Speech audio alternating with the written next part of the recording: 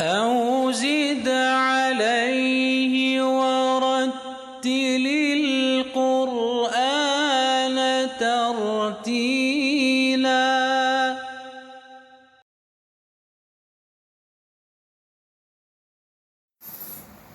بسم الله الرحمن الرحیم.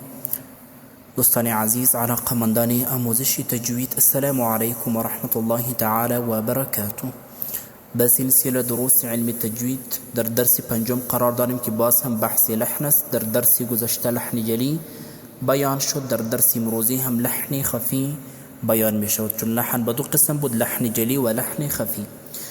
لحن خفی غلطی و اشتباه پنهان، کوچک و پوشیده را گوید. یعنی غلطی که پنهان باشد، کوچک باشد و یا هم پوشیده باشد، و اگر یک شخص صفت عارضه را ترک نماید، این هم در لحن خفی حساب می شود. و همچنان علمای تجوید باز این لحن را هم به دو دسته تقسیم کرده، یعنی لحن خفی را هم به دو دسته تقسیم نموده که یک واضح الادراک، دوم غیر واضح الادراک می باشد. واضح الادراک عبارت از آن غلطی هست که همه قراء آن را می تواند درک نماید، یعنی برای آن بفهمد به آسانی. همه قراء و حفاظ و علما می تواند که آن را درک نماید، که مثال های آن قرار ذیل است.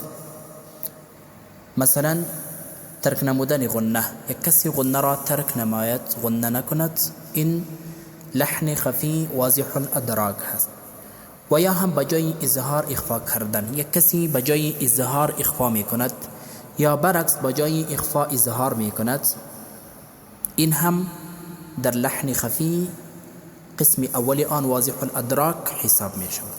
و یا هم ترک نمودن ادغام، یک کسی ادغام را ترک نماید، این هم لحن خفی هست که در واضح الادراک حساب می شود. یعنی این مثال های لحن خفی واضح الادراک هست که همه علما و قراء می تواند آن را درک نماید. یا قلقله را کسی ترک می کند، یا مثلا دیگر قواعد را ترک می کند، این لحن خفی هست که واضح الادراک می باشد.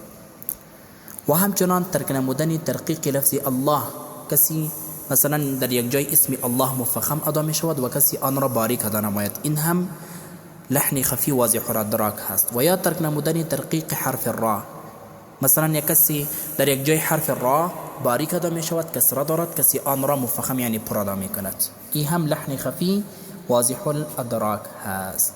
این بود مثال های لحن خفی قسم اولی آن واضح الادراک. دوم غیر واضح الادراک عبارت از آن غلطی و اشتباه است که درک نمودن و تشخیص آن مشکل است. هر کس نمیتواند این لحن را درک نماید غیر از قراء و علمای تجوید، یعنی کسی که در این علم ماهر باشد میتواند درک نماید. یعنی غیر واضح الادراک آن غلطی و هست که درک نمودن آن مشکل هست، هر کس نمیتواند که آن را درک نماید بجز کسانی که در علم تجوید ماهر باشد. پس آن قراء و علما میتواند که این قسم لحن را درک نماید، کسی که در این علم مهارت داشته باشد، تخصص داشته باشد. و مثال های آن هم قرار ذیل است. اول کم نمودن غنه از مقدار اصلی، چون مقدار غنه یک الف است، یک کسی از یک الف کمتر غنه می کند، این لحن خفی غیر واضح الادراک است. دوم اضافه نمودن غنه از مقدار اصلی، یعنی از یک الف اگر کسی اضافه غنه نماید، این هم لحن خفی غیر واضح الادراک است. و یا هم افراط و تفرید در تفخیم و ترقیق لفظ الله، یعنی لفظ الله را آنقدر پر ادا نمودن که از مقدار خود اضافه شود، یا آنقدر باریک ادا کردن که از مقدار خود کمتر شود. و یا افراط در تفخیم و ترقیق حرف را، و یا افراط و تفرید در مقدار مدود، و یا افراط و تفرید در مقدار اخفا و غیره. یعنی در مدود کسی افراط نماید یا تفرید نماید، یعنی یا زیاد کش نماید یا کم. و یا هم در حرف را کسی افراط و تفرید نماید، یعنی حرف را را آنقدر پر ادا کند که از مقدار خود اضافه شود، یا آنقدر باریک ادا نماید که از مقدار خود کمتر شود. و همچنان تفرید و افراط و تفرید در مقدار اخفا، کسی در اخفا هم مقدار آن را اضافه می کند یا هم مقدار آن را کم می کند. اینها در لحن خفی غیر واضح الادراک شامل است که هر کس نمیتواند این اشتباهات را درک نماید و بالای آن بفهمد غیر از قراء و علمای مجودین که در این بخش تخصص و مهارت داشته باشد. پس حکم لحن خفی: علمای تجوید می فرماید که حکم قسم اول لحن خفی یعنی واضح الادراک مکروه تحریمی می باشد.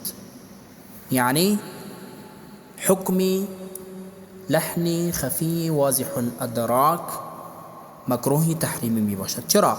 بخاطر اینکه اگر در لحن خفی معنا تغییر نمی کند، الفاظ تغییر می کند و همچنان زیبایی و تحسین تلاوت نیز از بین می رود. بخاطر چی مکروه تحریمی است؟ بخاطر اینکه اگر الفاظ تغییر نکند مانند لحن جلی و در معنا تغییر واقع نشود، پس الفاظ تغییر می کند، الفاظی و یا الفاظ قرآن کریم تغییر می کند و همچنان زیبایی و تحسین تلاوت هم چی می شود؟ از بین می رود. و همچنان برای قاری و حافظ قرآن شایسته نیست که مرتکب لحن خفی شود. قسمی که برای قاری و حافظ قرآن عیب است که مرتکب لحن جلی شود، همین قسم لازم و ضروری است که از لحن خفی هم باید خودداری نماید. چرا؟ یعنی قاری قرآن هم از لحن جلی و هم از لحن خفی جدا خودداری نماید، بخاطر این که قرآن کریم کتابی است که از هر گونه اشتباهات و لحن محفوظ می باشد. قسمی که امام جزری رحمه الله می فرماید که قرآن کریم با تجوید از طرف الله نازل گردیده و همین قسم با تجوید از نزد الله متعال به تواتر به نزد ما رسیده. پس از این خاطر باید قاری و حافظ قرآن کریم هم از لحن جلی و هم از لحن خفی از هر گونه اشتباهات و لحن باید خودداری نماید.